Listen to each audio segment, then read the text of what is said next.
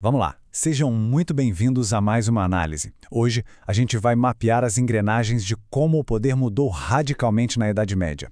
Nosso foco aqui é entender exatamente como o Reino Franco construiu uma ponte histórica impressionante de 400 anos. Uma verdadeira jornada que começa lá nas cinzas da queda de Roma e vai até o alvorecer do sistema feudal. O material que vamos explorar nos dá uma visão fascinante de como alianças pragmáticas e lideranças muito astutas moldaram a base da Europa que conhecemos hoje.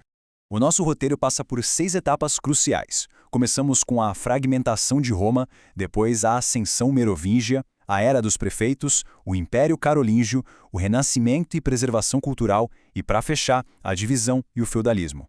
Então, direto ao ponto. Parte número 1. A fragmentação de Roma e a crise geopolítica que desencadeou tudo isso a partir do século V. Olha só, quando o Império Romano do Ocidente começou a entrar em colapso, criou-se um vácuo de poder gigantesco e muito perigoso. Os grandes proprietários de terras romanos estavam exaustos com a cobrança de altos impostos por um império que já estava caindo aos pedaços. Então eles fizeram o quê? Forjaram uma aliança estritamente pragmática com as lideranças bárbaras francas, que estavam gradualmente ocupando aquelas províncias.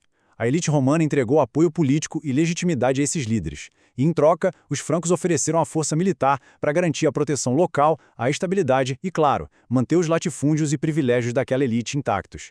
Foi uma articulação genial e de benefício mútuo, que simplesmente criou uma nova base de poder duradoura. E é exatamente isso que nos leva à nossa segunda parte, a ascensão merovíngia, o nascimento de um novo governo estruturado. A gente pode ver a formação desse reino como uma narrativa contínua, uma mudança de poder atrás da outra. Começa em 451, quando Meroveu vence os hunos e unifica as tribos, batizando a dinastia Merovingia. Aí damos um salto para 732, com a Batalha de Poitiers. Depois, em 751, ocorre uma troca de dinastia pelas mãos de Pepino o Breve. E o auge chega em 800 com uma mega coroação imperial. Foi uma evolução fascinante, saindo de simples chefias tribais para um formato de império altamente complexo. Mas a grande sacada de consolidação dessa dinastia ocorreu através de Clovis I, o neto do Meroveu. O cara executou duas manobras brilhantes para obter controle absoluto. Primeiro, ele mudou a regra do jogo. Nas tradições germânicas, o rei era eleito. Clovis abandonou isso e implementou a sucessão hereditária, aquela pelo sangue mesmo. Segundo, e ainda mais impactante, ele adotou o cristianismo. Isso trouxe uma legitimidade imediata com os antigos cidadãos romanos e com outros povos germânicos. Essa aliança profunda com a igreja virou a espinha dorsal de todo aquele reino. Vamos seguir em frente e ver como isso se desenrola na parte 3, a Era dos Prefeitos. É aqui que a gente esbarra numa das maiores ironias da história. Imagina a seguinte situação. A partir do século VII, os reis merovingios, cujos antepassados suaram sangue para consolidar o poder, começaram a terceirizar o próprio governo. Eles ficaram conhecidos como reis indolentes. Estavam tão preocupados com os confortos e cerimônias que delegaram todo o poder administrativo real para os chamados prefeitos do palácio. E a ironia está aí. Ao passarem o trabalho duro adiante, eles mesmos pavimentaram a estrada para o próprio destronamento. Porque, se alguém faz todo o seu trabalho, mais cedo ou mais tarde, essa pessoa acaba tomando seu lugar em definitivo. E um desses caras que faziam o trabalho duro era o prefeito Carlos Martel. Em 732, o mundo islâmico estava numa expansão militar assustadora, já invadindo a Europa. Martel comandou as forças francas contra o líder islâmico Abd al-Rahman, na famosíssima Batalha de Poitiers. E não foi só uma vitória militar local, foi um bloqueio estratégico monumental. Ele conteve o avanço islâmico, restringindo a influência daquela religião praticamente à Península Ibérica. E isso jogou o prestígio da família de Martel lá nas alturas. Com todo esse prestígio herdado, o bote final foi certeiro. Em 751, o filho do Carlos Martel, o Pepino o Breve, decidiu acabar com a palhaçada dos reis indolentes. Com o total apoio da igreja, ele simplesmente destronou o último rei e colocou a coroa na própria cabeça, fundando a dinastia Carolíngia. Como um agradecimento à igreja por esse pequeno favor, Pepino expulsou os lombardos da Itália e deu de presente terras gigantescas ao Papa. Esse foi o patrimônio de São Pedro, a fundação literal dos Estados Pontifícios. Uma troca de favores de proporções continentais. O que nos traz direto para a parte 4, o Império Carolíngio, o momento em que o poder unificado chega ao seu pico absoluto na Europa medieval.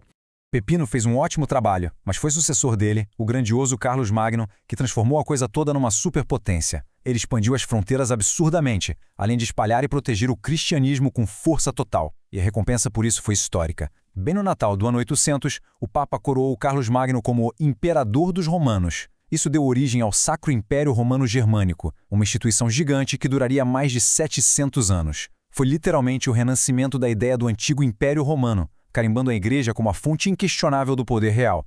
Mas pensa bem, como administrar um império desse tamanho? Apenas conquistar não basta. Carlos Magno fez uma descentralização super inteligente. Ele fatiou o império. Criou os condados para os condes cuidarem das leis e da justiça. Os ducados, áreas menores nas mãos dos duques. E as marcas, que eram as zonas críticas de fronteira administradas pelos marqueses. Era uma estrutura sensacional para distribuir o peso da governança sem perder o controle.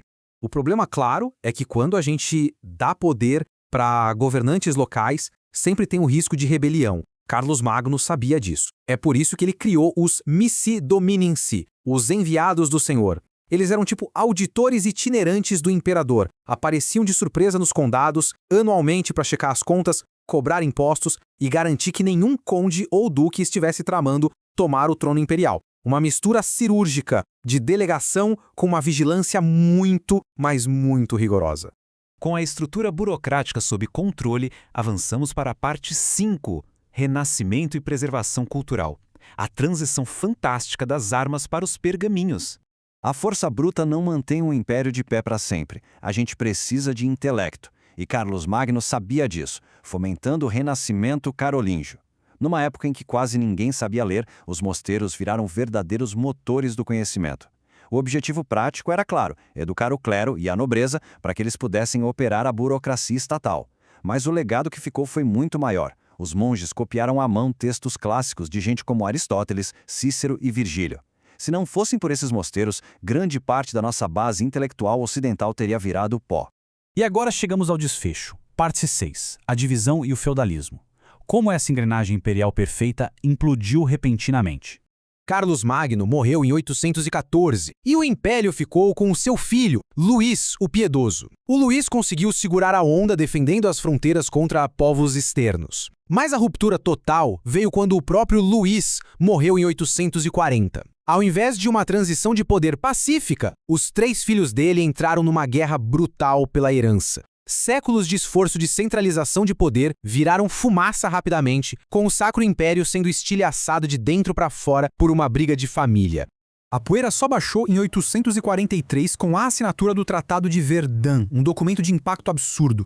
O império foi literalmente cortado em 3 pedaços. Lotário pegou a faixa central e manteve o título de imperador. Carlos o Calvo ficou com a França Ocidental, traçando ali as primeiras linhas do que viria a ser o Reino da França. E para o Luís o Germânico sobrou a França Oriental, a base do que hoje é a Alemanha e a Polônia. E assim, num piscar de olhos, a maior unidade política da Idade Média acabou para sempre. E é com essa reviravolta monumental que encerramos nossa análise, deixando uma grande provocação. Como a destruição do maior império unificado da Europa se tornou o catalisador necessário que empoderou os senhores locais e deu início à era descentralizada do feudalismo. Todo aquele esforço para juntar o poder em uma única coroa acabou criando uma teia supereficiente de nobres locais. Então, quando a autoridade central colapsou de vez, adivinha quem estava pronto e equipado para governar cada pedacinho de terra de forma autônoma? O fino império foi a faísca exata que acendeu a era feudal. Fica aí o convite para a gente continuar explorando como as cinzas de um império sempre servem de cimento para o próximo capítulo da história. Um abraço e até a próxima análise.